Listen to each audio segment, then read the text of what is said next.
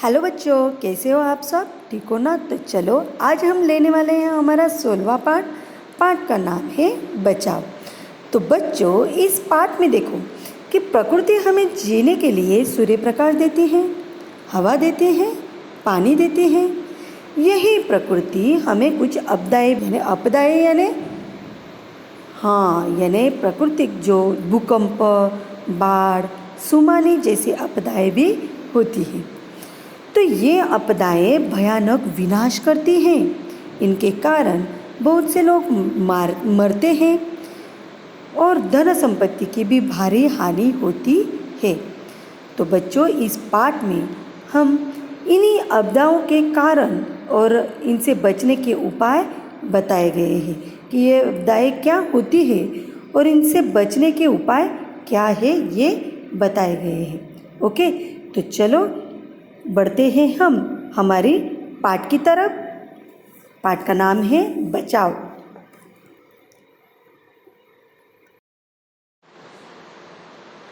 देखो बच्चों, हम अभी बढ़ते हैं अपने पाठ की तरफ। पाठ है 16वां पाठ। पाठ का नाम है बचाव। अभी देखो बच्चों, जैसे कि मैंने आपको बताया कि जैसे कि इस पाठ में हमें जो प्राकृतिक विपदाएं आती हैं और इन विपदाओं में जैसे कि भूकंप है, बाढ़ है, सुनामी है, ये सब प्राकृतिक आपदाओं का वर्णन हमें इस पाठ में दिया गया है ना। तो देखो, सबसे पहले हम देखते हैं यहाँ पे भूकंप।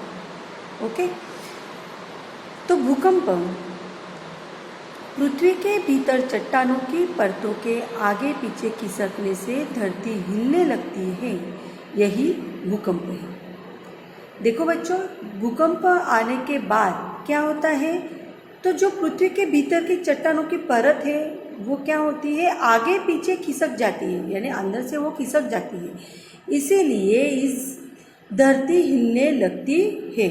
अंदर की जो परतें खिसकती है तभी वो धरती हिलने लगती है। इसे ही हम भूकंप कहते हैं। ओके, या नहीं बच्चों कि भूकंप आने पर हमें वहाँ पे देखा गया है यहाँ पे कि जैसे कि यानी ये बहुत खतरनाक विपदाएं हैं। कुछ सेकंड के लिए ये भूकंप आता है पर क्या करता है, सारी जगह पे तबाही मचा देता है और सेकंडों में ही पूरे मकान क्या हो जाते हैं, ऐसे धराशायी हो जाते हैं। या यानी इससे जैसे देखो कि इससे छत, दीवारें आदि गिरने लगती है। देन उसके बाद जो गांव शहर, बड़े बड़े गांव शहर है वो बर्बाद हो जाते हैं। ऐसे समय हमें तुरंत घर के बाहर खुली जगह में आ जाना चाहिए या मेज, लकड़ी के तख्त के नीचे, दरवाजे के पीछे छिपना चाहिए। जैसे कि यहाँ पे हमें ये चित्र में दिखाया है, देखो कि जैसे कि खुली जगह में एक तो बाहर जाना चाहिए, एक तो मेज के नीचे यहाँ पे ऐसे लकड़ी की तख्त के नीचे या दरवाजे के पीछे हमें क्या करना चाहिए, वहाँ पे छिप जाना चाहिए। तो बच्चों, ये भूकंप ऐसे अचानक आ जाता है कि इसकी न कोई ऋतु होता है, न कोई महीना होता है, न कोई दिन होता है। किसी भी समय ये आ जाता है और अभी तक इससे बचने के दूसरे कोई उपाय वहाँ पे अभी तक नहीं आए हैं। पर वहाँ पे एक यहाँ पे देखना ये है कि हमें जब ये भूकंप आता है तो हम उसे बचने के लिए या जैसे कि वहाँ पे वो आने पर हम जो इससे से बच सकते हैं, तो वहाँ पे हमें इन चीज़ों का सहारा लेना पड़ता है। ओके, तो बच्चों, जैसे कि यहाँ पे यहाँ पे भूकंप हमने देखा, ठीक उसी तरह हम आगे देखेंगे बाढ़। ओके, तो देखो बच्चों, यहाँ पे बाढ़ ये क्या है?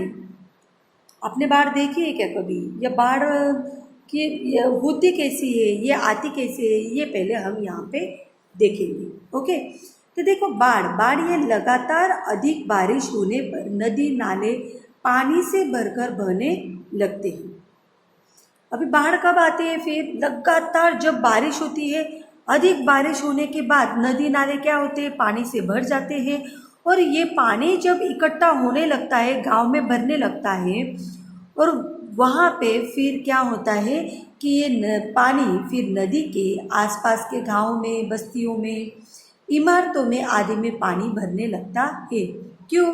तो ये पानी जमीन में जाने के, यानी जो जमीन में वहाँ पे जीरप जाता है वो भी नहीं होता है, और वहाँ पे उस जमीन की वहाँ पे वो जो क्षारता क्षमता है वो भी वहाँ पे ख़त्म होती है, और ये पानी पूरा ऊपर के ऊपर रहता है फिर, और बाहर उसे बहने के लिए कहीं पे उतार होगी तो वो नदी की तरफ चला जाता है, नालों की तरफ चला जाता है। फिर भी नदी नाले भी फुल भर जाए तो ये पानी पूरे गांव में ही आगे आने लगता है, और इमारतें, गांव वगैरह, पूरे बस्तियां पूरे इस पानी से भरने लगती हैं। और इसी कारण सबसे महत्वपूर्ण बात क्या होती है फिर कि फसलें नष्ट हो जाती हैं, फसलें भी यहाँ पे नष्ट हो जाती है। ये होती है बाढ़। बस्तियाँ पानी में डूबने लगती है, फिर इमारतों में भी पानी भर जाता है, खेतों में पानी भर जाता है। ऐसी तरह तरह की चीज़ ये बाढ़ आने पे होने लगती है। और देखो बच्चों, फिर यहाँ पे ये बाढ़ कैसे हम यहाँ पे उससे बच सकते हैं? तो जब पानी की बढ़ने की सूचना प्राप्त होते ही हमें सुरक्षित स्थान पर पहुँच जाना चाहिए। तो बच्चों, जैसे ही हमें पता चले कि जैसे कि वहाँ पे वो पानी जब बढ़ता है तब वहाँ पे लोग क्या करते हैं, तो वहाँ पे सूचना देते हैं, यानी जो भी गांव में या शहर में जो भी महत्वपूर्ण वहाँ पे जो प्रशासन है, वो प्रशासन के लोग पानी बढ़ने की सूचना हमें देते हैं, और ये सूचना प्राप्त होते ही हमें क्या करना चाहिए, तो हमारी ज़रूरी चीज़ें लेके हमें सुरक्षित स्थान पर पहुंच जाना चाहिए। देखो बच्चों, फिर हमें यहाँ पे आगे देखना है, यहाँ पे कौन सा है, तो यहाँ पे जो अगली विपदा है वो है सुनामी। देखो बच्चों, ये सुनामी क्या होता है? इससे क्या होता है कि जैसे समुद्र के तल में भूकंप आने पर ऊंची ऊंची लहरें उत्पन्न होती है, ये सुनामी है। ओके, जैसे कि हमने सबसे पहले ऊपर देखा कि भूकंप, तो देखो बच्चों, वहाँ पे भूकंप होते समय जो जमीन के नीचे की जो हलचल होती है, या जमीन की परतें, चट्टानों की परतें जो अंदर की वहाँ पे खिसकने लगती है, तो धरती हिल जाती है। इसीलिए धरती के ऊपर जो मकान है, जो इमारतें हैं, वो धस जाती है, वहाँ पे वो गिर जाती है, छत गिर जाता है, पूरे गांव का गांव वहाँ पे गिर जाता है। ऐसे होता है। वैसे ही ठीक ये भूकंप जैसे जमीन के नीचे की जमीन में होता है, वैसे ही सुनामी जो समुद्र होता है ना, वो समुद्र के तल में वो भूकंप आता है। ओके, और वह समुद्र के नीचे के तल के नीचे, या समुद्र के नीचे की जमीन के नीचे वाले हिस्से में जब भूकंप आता है, ऊपर समुद्र होता है, तो इसीलिए उस समुद्र में क्या होती है, फिर उस भूकंप की वजह से ऊंची ऊंची लहरें उत्पन्न होती है। ओके, देन उसके बाद जो सुनामी की सूचना मिलते ही फिर ये सूचना भी मिलती है कि समुद्र के नीचे जो हलचली गतिविधियाँ वो जो पाई गई रहती है, फिर वहाँ पे जो उसके मार्गदर्शक है या वहाँ पे जो प्रशासन है वो क्या करता है, फिर वो सूचना देते हैं, और वैसे सूचना हमें प्राप्त होते ही, सुनामी की सूचना मिलते ही तटवर्ती प्रदेश में रहने वाले लोगों को तुरंत ही सुरक्षित स्थानों पर चले जाना चाहिए।